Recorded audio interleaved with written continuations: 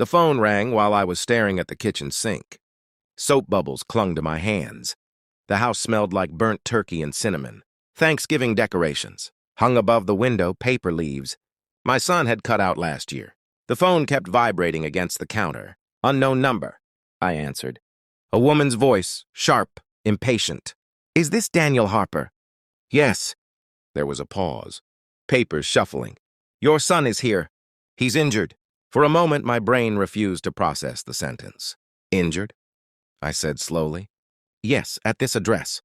She read it out. I already knew the street, because my wife had told me she was spending the afternoon with a friend there.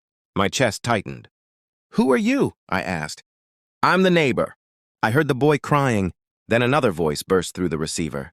My wife panicked. Daniel, wait, don't call the police. My grip tightened around the phone. What happened? Another pause. Her breathing was fast. He just fell, she said. But the voice behind her, a man's voice, muttered. Something I couldn't fully hear. Then she whispered again. Please, don't call anyone. Silence stretched between us. I stared at the bubbles sliding slowly down my wrist. Across the kitchen table sat the second phone, call I'd received earlier that morning. The one from my daughter-in-law. Her voice still echoed in my head. If you want to join Thanksgiving, she'd snapped over the phone. Come wash the dishes. I had replied with one word. Enjoy.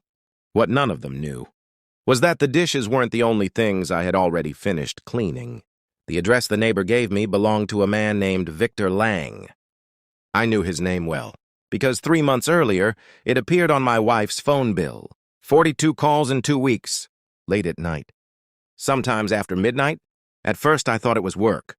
Then I saw the messages, short ones, careful ones. Miss you. Tonight? He's asleep. The kind of messages people send when they believe no one will ever see them. I never confronted her. Confrontation is emotional. Emotion clouds judgment. Instead, I watched.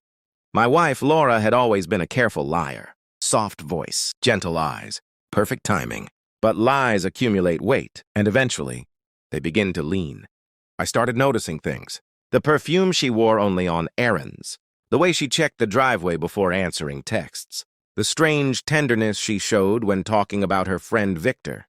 A divorced man, she said. Lonely. I listened. I nodded. And I memorized everything. Then one afternoon, I followed her. Just once, she didn't see me. She parked outside Victor's house. She stayed there 4 hours. When she returned home that night, she kissed our son goodnight and asked me if I wanted tea. Her hands never trembled. Her eyes never broke. That was when I understood something important. Laura wasn't just cheating. She believed she was smarter than me. People like that make mistakes, big ones. And today, one of them had just sent my son to the hospital. While Laura begged me not to call the police, I was already driving, not to Victor's house, to the hospital. My son had a broken wrist. The doctor said he'd fallen down a staircase. Children fall all the time. But the nurse told me something else. He was scared, she said quietly. Of the man. I thanked her. I didn't ask questions.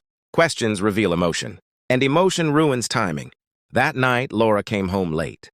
Red eyes, exhausted voice. He tripped while playing, she explained. I simply nodded. Then I asked one small question. Was Victor there? Her pause lasted exactly 2 seconds. Yes, she said. Too quickly, too cleanly. But I didn't react. Because I had already done something she didn't know about. 2 weeks earlier, I had ordered a private DNA test. Not for my son.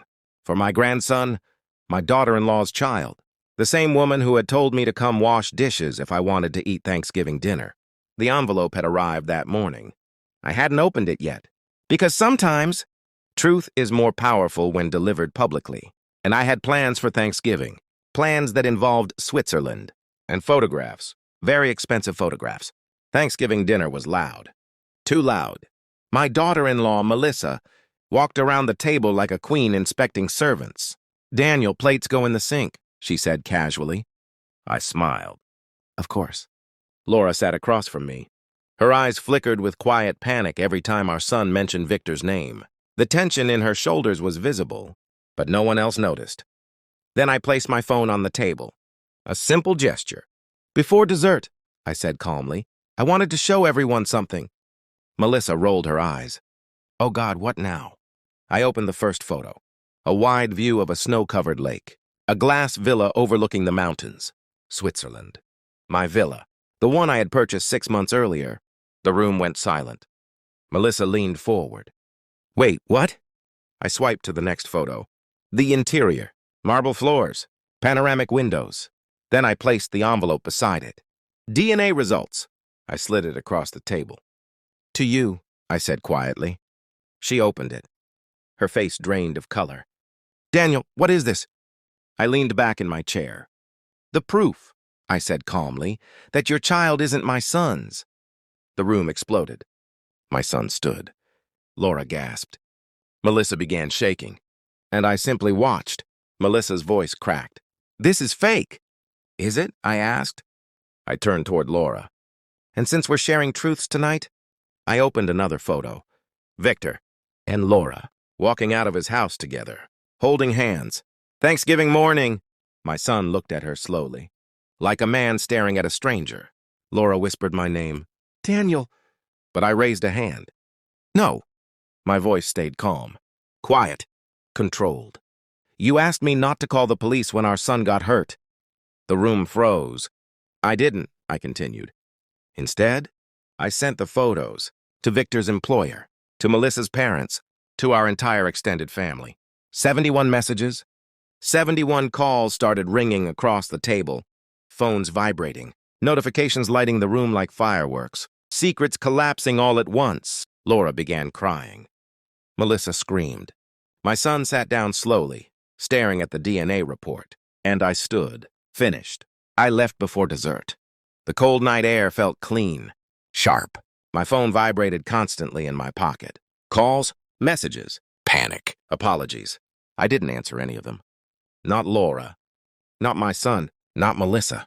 They would spend the next few years untangling the truth I released in one evening. Betrayal is a strange thing. People think it's about anger, but anger fades. What remains is clarity. I slid into my car and opened the final photo again. The villa in Switzerland, empty, quiet, waiting. I smiled slightly. Because revenge isn't loud.